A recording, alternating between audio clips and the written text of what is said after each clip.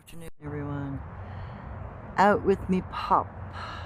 This is Karma, my Uber tracker.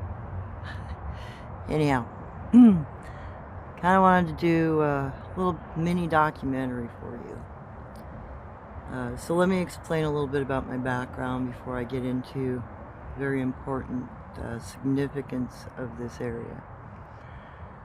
So I have been associating with cryptids since I was 2 years of age. I am now 60. My father introduced me to my first cryptid. It was a friend of his, a wild man. He was humanoid on his upper half and looked like a primate on his lower half. Anyhow, the next set of cryptids that I was in association with was a Sabe Bigfoot female who called herself Jen. She came to our ranch when I was about 6 weeks away from my 5th birthday. She stayed on our ranch until I was 8 and a half. That was 1973. Gugway came to our property to attack her, 1972. And then between 73 and 74, my family and I and, the Guanche male that she married, named Guanche, and the Oma female, Jen, moved into a bed system, new area. We associated with them in that area for approximately a year and a half. And then I went to California to be educated by my native grandmother in all of the traditional lore associated with the Bigfoot cryptids on the West Coast and other things that live here. It's my hope that I can quit my job and go on the road down through all of the spots I was trained in and taught and shown how they live. And I want to share that with you guys because I feel it is very important to preserve the knowledge. My native grandmother wanted this knowledge given back to our native people and anybody who were willing to understand them. She felt that it was crucial and important for general public safety. Leave the bee alone. Karma. No bee hunting. Lay down.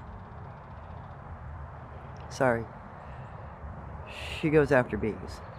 She got attacked by yellow jackets a few years ago, and she's not like anything that buzzes since. Anyhow, so my grandmother wanted the knowledge returned to people, and the safety information that is also associated with it is actually very important if you're going to be out in the woods. And these are, the lore that I was taught was what natives had to learn in order to, exist here in America before colonization, because these cryptid people were our neighbors. We had to, trade with them, hunt with them, or be eaten by them. So, let's not get eaten. All right. So let's start off here with this group's marker. Now, they just busted this place in about a week ago. This is their marker. Wherever they are actively foraging, that shows up. There's a little snap stick. Snap sticks are utilized to warn against, anything intruding into an area, any danger in an area.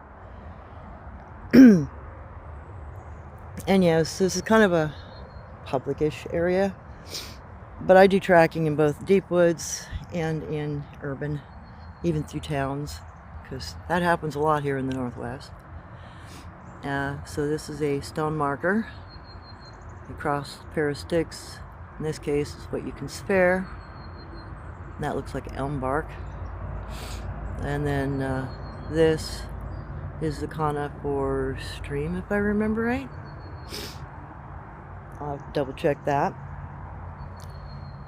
And then you got a marker or pointer. And over here you have this significant marker. that is a danger marker. So this small family group, probably 4 or 5 individuals, warn their offspring against dangerous cryptids by putting this marker down. Now, I know this because when the Gugway came onto our property to attack Jen Jen, she would lay this marker in the Gugway's path so I wouldn't accidentally follow his sign instead of hers. So this is a way for Bigfoot to keep their children safe from cannibalistic cryptids, because Gugway are cannibals. They'll eat us, and they'll eat Bigfoot. So if you see this while you're out camping, day hiking, hunting, whatever, fishing, you see this, please leave the area for your own safety. Don't be a 411 case, for God's sakes. Pardon my French. All right. So this is more or less a living room. This is where Mom and the kids hang out. Mom's been sitting, and something picked this up and moved it into place. I'll get into that evidence in a second. So where Dad sits is typically marked with a pointer stick stuck in the ground. Sometimes it'll be upright, sometimes it's just this way. So, sorry, my allergies are killing me. This pair of sticks is my, meaning buy, sell.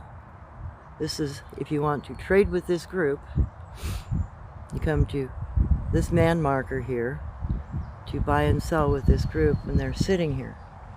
Okay. Rump print. So the hip bracket on this individual, I have a 9-inch span. 19 inches. About a 7-foot individual.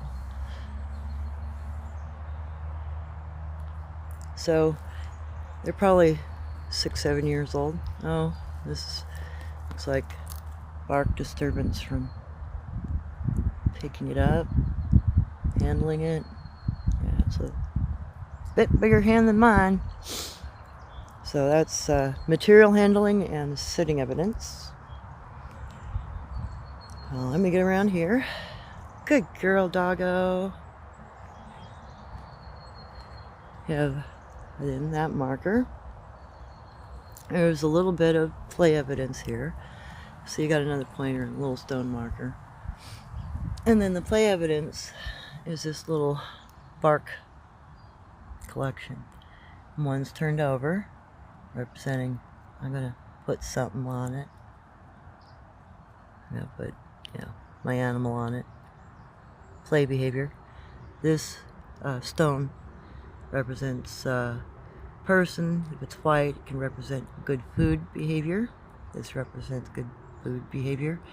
You put fresh meat on, clean wood. That way the bacteria doesn't build up and give you food poisoning. And then you have a little bit of adult showing a kana and child replicating the kana. And evidently they had a problem pronouncing it because they put the sound above again. So, teaching behavior. And even the marker for danger is teaching behavior. There's a little bit of, there's another kana. So there's this kana here. That means water, but there's a little bit of added here, so secondary translation to that kana. I'll expand on what water they're talking about. A little bit of step-through evidence over here. Looks like one of them walked off into the water. A bit of a track left. So I have a size 9. Now it's about 15-inch, 15-inch foot. And I maybe go in a 1/4 inch because there's like no depth but here I got a depth of about 1 inch. I'm 150 pounds, 600-700 pounds on this individual probably. You got the toe dig and a little bit of forward kick, you know, stuff flipped over. And back over here. So this kind of areas where our family would meet with Jin and Guanch. We'd all sit around little campfires where I'd have my little sword battles. I made us a couple of wooden swords. This is also, I would be taught kana in a place like this because it was part of my childhood. And when the Gugwe came onto our property, Jin did this same behavior and did a story tell. Told me about the Gugwe being, you know, a people eater, you know, something that ate other people, ate their own kind, and ate Bigfoot. Oh, there's a little bit of tool cracking, miniature making. So this got a tiny bit of white porcelain clay, which is not uncommon in this area. We get a variety of colors of clay actually in this valley, and ash. You know, the two of those put together with water makes a basic simple paint, you know, to do drawings with. So she did this same behavior. She sat me down, she drew on a leaf, she drew a pair of eyes. To me they look like owl eyes, and told me about the Gugwe being a creature that snuck up on you, and all you would see is its eyes and nose looking at you through the bushes, and then it would grab you and take you off and eat you. So it was, you know, bad creature, eats other people. And she also, like this individual, used a paint stem as a brush to apply the pigment to the canvas leaf. And there is a little bit of sit evidence, and potentially they've got a newborn, because they'll usually put a little basket of sticks like that, set the baby down in it so they don't wobble or fall. They're kind of unstable because they're really small. Their babies are only about 4-5 pounds when they're born. They're really tiny, like gorilla babies. I've seen one once, and I've seen a dead one once. My mom found a dead one in the redwoods when I was a child and showed me what it looked like. So this is a little palette leaf where the pigment was mixed with water. Then the leaf stem would be dipped and the other leaf would be painted on. And there's a little bit of dribble evidence of paint, pigment. Now, this area is very similar to what Guanch did. He'd sit close by us and watch over us, protect us from intrusion. And this group's marker X is right there. And you got the power knocking stick here that has obviously been picked up by something with a huge hand compared to me.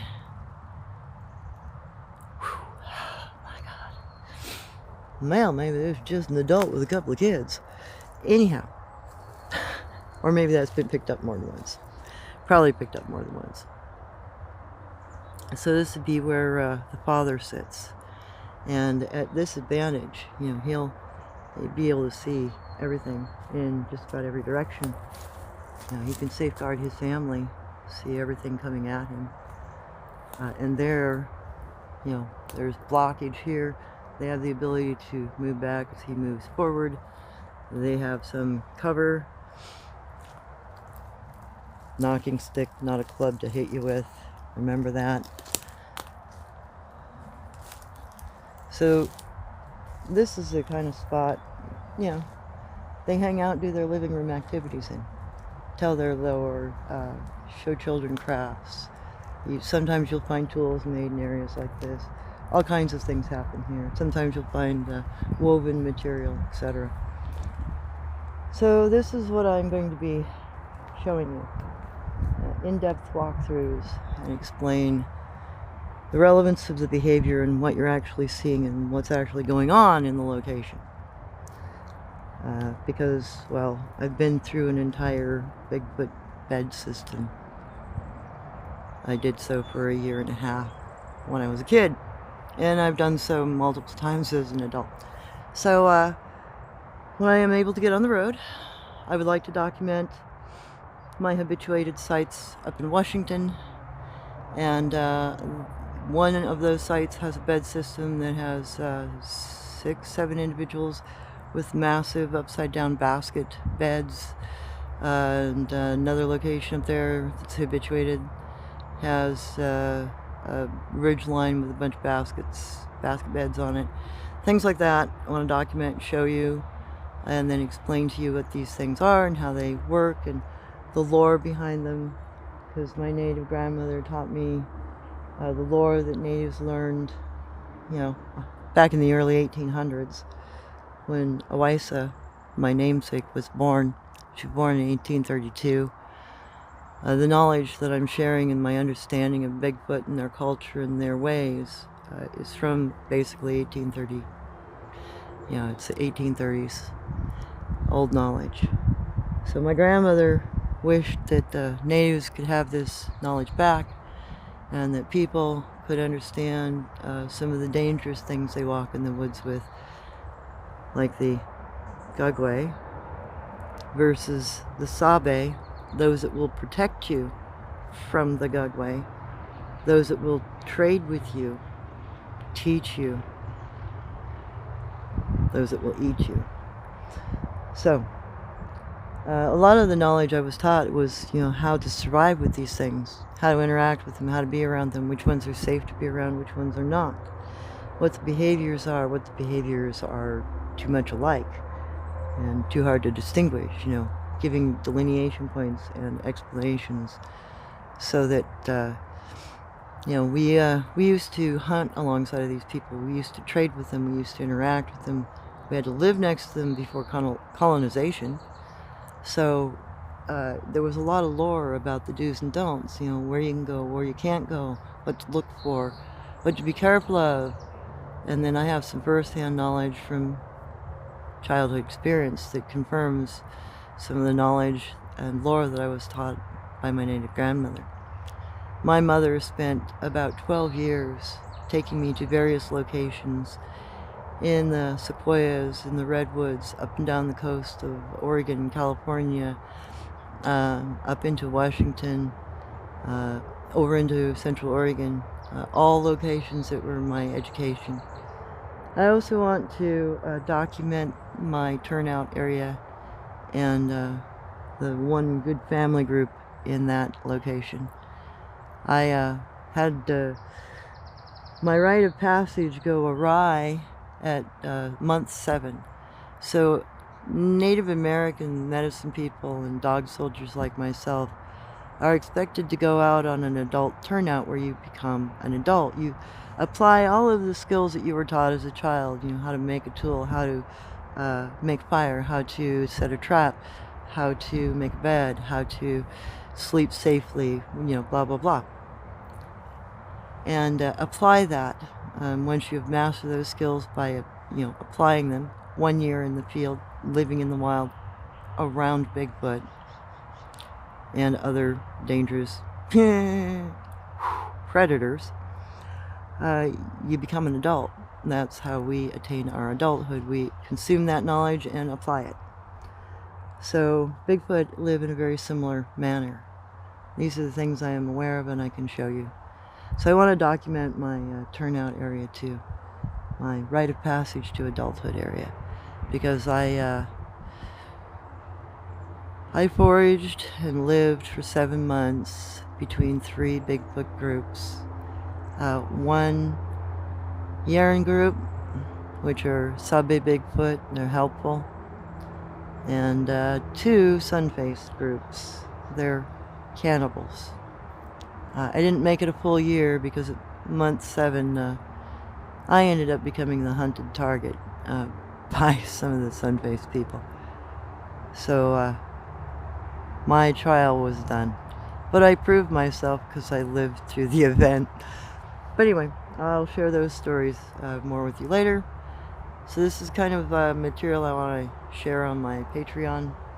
And I have a GoFundMe up as well. And if you want some background information, please go to Northwest Native Tracker on YouTube. And I have lots of local information up on active sites here. So more to come. Thank you for signing up, and I appreciate your participation. Hopefully I can get on the road and make this into a great documentary adventure. Have a great day. Thank you.